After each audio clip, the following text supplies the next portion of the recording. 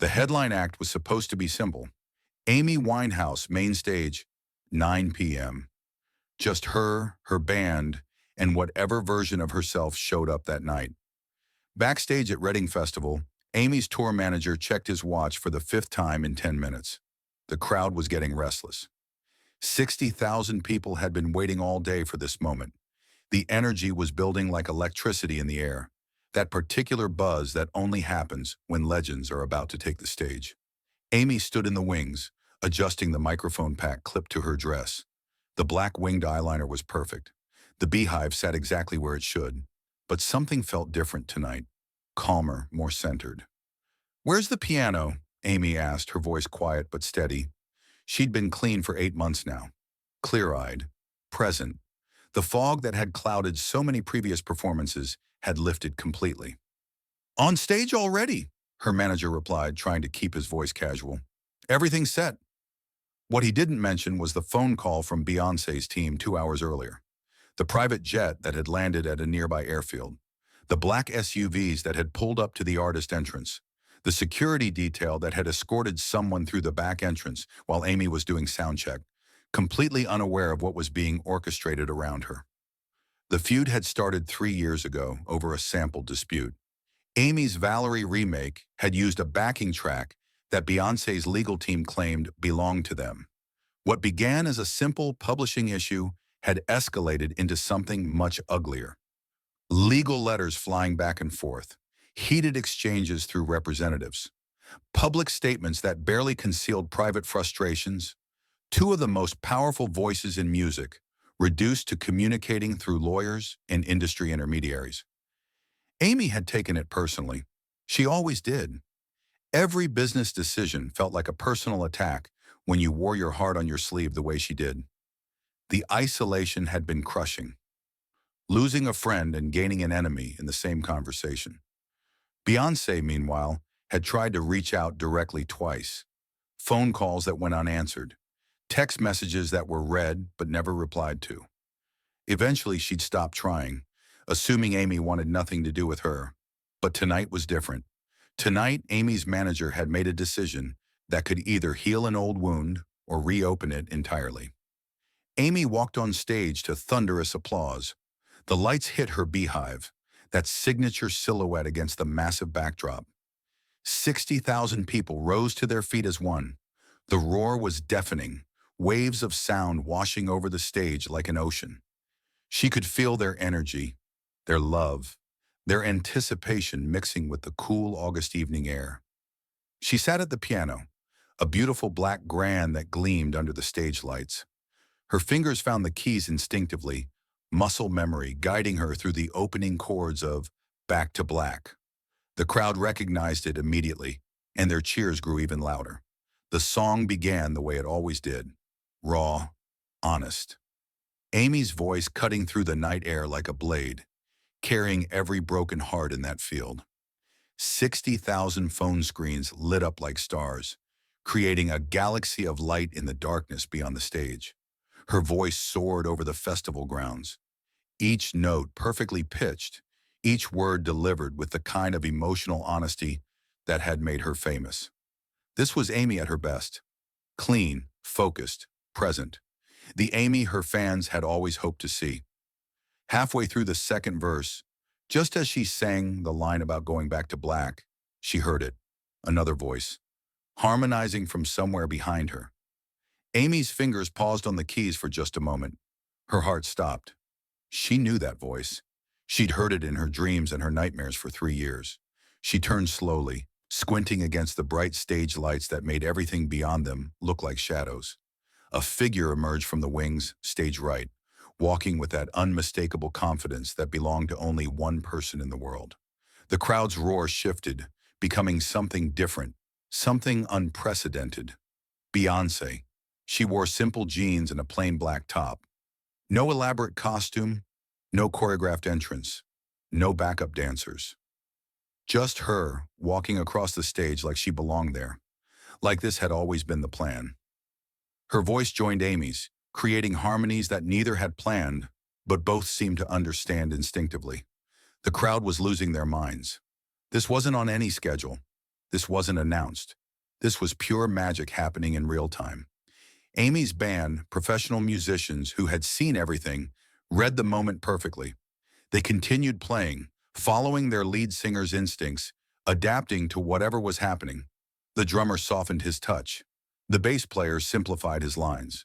The guitarist smiled and gave the moment space to breathe. Amy stood from the piano bench, microphone in hand, staring at the woman she hadn't spoken to in 3 years. They were both different people now. 3 years of growth, pain, learning, healing, but something between them remained unchanged. "What are you doing here?" Amy whispered into the mic, her voice barely steady, not breaking eye contact with Beyoncé. "What I should have done years ago," Beyoncé replied, her voice carrying across the festival grounds with that trademark strength and vulnerability combined. They stood 10 feet apart on the massive stage. Two artists who had shaped a generation, surrounded by darkness except for the single spotlight that now illuminated them both. The crowd had gone quiet, sensing they were witnessing something deeply personal and historically significant. Amy's eyes filled with tears. "I'm sorry," she said, the words barely audible over the crowd, but picked up by the sensitive stage microphones. "I was stubborn. I was hurt. I was—" Beyoncé shook her head and stepped closer, her own eyes glistening. "We both were. We both said things. We both let other people speak for us when we should have been speaking to each other." The band kept the song alive with a gentle instrumental vamp, sensing this was bigger than any rehearsed performance. Amy's guitarist, who had watched her struggle with the isolation the feud had caused, smiled and played softer, giving the moment space to breathe. Back to Black transformed into something entirely new. Amy's grief-stricken original merged with Beyoncé's powerful runs, creating harmonies that neither artist had ever attempted before. The song became a conversation, a reconciliation, an apology sung in front of 60,000 witnesses. Amy reached out first. Beyoncé met her halfway. They embraced on that stage, two small figures against an enormous backdrop, while the festival ground erupted in the loudest cheer of the weekend. When they pulled apart, both were crying. Amy laughed through her tears, shaking her head at the impossibility of the moment. "Your team called my team," Beyoncé explained, speaking quietly into her mic. "Said you might need a friend tonight." Amy looked toward the wings where her manager stood, giving her a thumbs up. She turned back to Beyoncé, wiping her eyes with the back of her hand. "I've missed your voice," Amy said. "I've missed yours more." They finished Back to Black together, then launched into Crazy in Love with Amy on piano and Beyoncé leading vocals. The crowd lost their minds. This wasn't on the schedule. This wasn't planned or promoted or processed through management companies. This was two artists remembering why they fell in love with music in the first place. After 45 minutes of improvised duets, covers, and spontaneous arrangements, they took their bows together. Amy grabbed Beyoncé's hand and raised it above their heads. The festival crowd gave them a standing ovation that lasted nearly 10 minutes. People were crying, cheering, recording, trying to capture something that felt too big and beautiful to be contained by any device. As they walked off stage together, Amy's legs felt shaky. The adrenaline was wearing off, replaced by the emotional weight of what had just happened. 3 years of anger, hurt, and stubborn pride had dissolved in 45 minutes of shared music. Backstage, they found a quiet corner away from the chaos of crew members and equipment. They sat on road cases, sharing a bottle of water that someone had pressed into Amy's hand, both emotionally drained and somehow lighter than they'd felt in years. "I read about your recovery," Beyoncé said quietly, her voice different now, private, meant only for Amy's ears. "I wanted to reach out so many times. I started writing texts and deleting them. I asked mutual friends about you, but nobody wanted to get in the middle." "I wouldn't have answered anyway," Amy admitted, pulling her knees up to her chest. "I was angry at everyone back then, especially people who were right about things I didn't want to hear. And you were right about a lot of things." "I wasn't right about everything," Beyoncé said, shaking her head. "The sample thing, that was business people making art decisions without consulting the artists. I should have called you directly the moment my team brought it up. I should have said, no, we figure this out between us, not through lawyers." Amy nodded, feeling the relief of finally having this conversation. We let lawyers talk when we should have been talking. We let business ruin something that was never about business in the first place. Never again, Beyoncé said, extending her hand. Amy took it, feeling the warmth of real friendship for the first time in years. Never again. They sat in comfortable silence for a while, listening to the distant sounds of the festival continuing around them. Other acts were performing on other stages, but everyone backstage was still talking about what they just witnessed. Your manager, Beyoncé said eventually. He called my people this morning, said you'd been asking about me, wondering how I was doing. Amy looked surprised. I didn't know he said you'd been watching my interviews, that you seemed sad when my name came up. He thought maybe it was time. Amy smiled, the first genuine smile she'd given in months.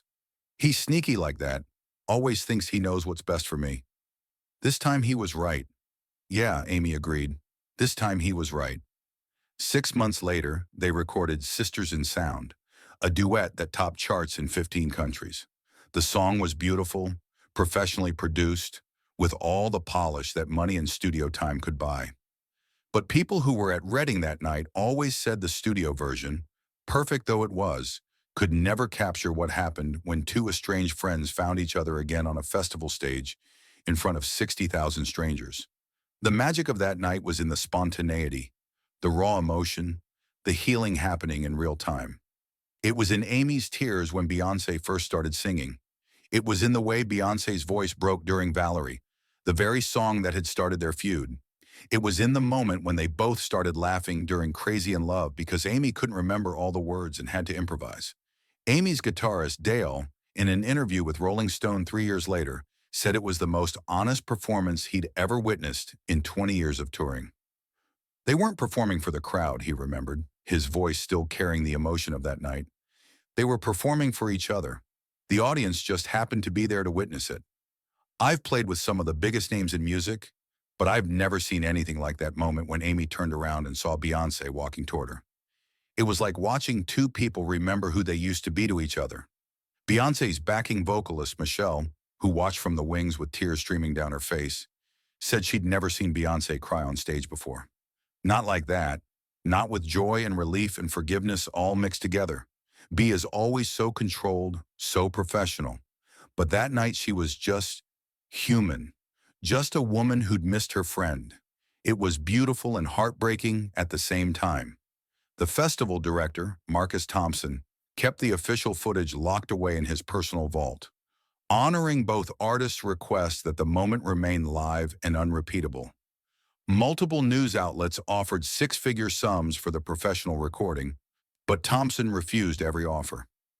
Something, Amy had said to him afterward, her mascara smudged but her eyes bright, should only exist in memory. Some things are too sacred for YouTube. The cell phone footage that fans took tells fragments of the story, shaky videos with terrible audio that somehow capture the magic better than any professional recording could have. You can see the exact moment Amy realizes who's behind her. You can see Beyoncé's nervous smile as she approaches. You can see 60,000 people realizing they're witnessing history. When Amy died 18 months later, Beyoncé was one of the first people to arrive at the hospital. She'd been in New York recording when she got the call. She canceled everything and flew to London immediately. She sang Back to Black at the memorial service, alone at a piano, in front of Amy's family and closest friends. Her voice cracked on the line about going back to black, and she had to stop for a moment to compose herself. She taught me that vulnerability is strength, Beyoncé said in her eulogy, her voice steady but her hands shaking as she gripped the podium. That broken hearts make the most beautiful music. That forgiveness doesn't make you weak, it makes you free. And that sometimes the best thing you can do for someone you love is to show up, even when you're scared, even when you don't know what to say. The Reading Festival performance became the stuff of legend. 60,000 people who were there tell their children and grandchildren about the night two queens put aside their pride and remembered they were human first, artist second. It's been called one of the most moving moments in music festival history. It was the last time Amy Winehouse and Beyoncé performed together. It was also the moment when their feud became a friendship, their competition became collaboration. and their separation became one of the most moving reconciliations in music history. Music journalists still write about that night, the spontaneous harmonies that shouldn't have worked but did, the way two completely different vocal styles merged into something greater than either could achieve alone. The healing power of music made manifest in front of thousands of witnesses. But beyond the musicology and the cultural impact, there was something simpler and more profound happening that night. Two women who had allowed business to poison their friendship found their way back to each other through the thing that had brought them together in the first place: music. Sometimes the best performances aren't the ones you plan, rehearse, and produce with teams of experts. Sometimes they're the ones where you stop performing and start being honest, where you stop trying to be perfect and start trying to be real. That night at Reading, Amy Winehouse and Beyoncé stopped being rival pop stars and became what they'd always been underneath all the business complications and legal entanglements. Two women who understood that music is the universal language of healing, forgiveness, and love. The crowd that witnessed it knew they'd seen something that would never be repeated. A moment when art transcended industry, when humanity trumped ego, when two powerful voices discovered they were always meant to harmonize, not just musically, but as human beings who had found their way back to each other through the power of song. Years later, when music historians write about the defining moments of the early 21st century, Reading Festival 2008 will be remembered not just for the music, but for the healing, for the reminder that behind every superstar is a person who sometimes just needs a friend, for proof that the most powerful force in music isn't talent or fame or money, it's connection. It's the moment when two voices become one, when two hearts remember they beat in the same rhythm, when forgiveness becomes a song that 60,000 people will never forget. That night, Amy Winehouse and Beyoncé didn't just perform together. They saved each other. They reminded the world and themselves that music's greatest gift isn't entertainment, it's redemption, it's healing, it's love made audible in a way that words alone could never express.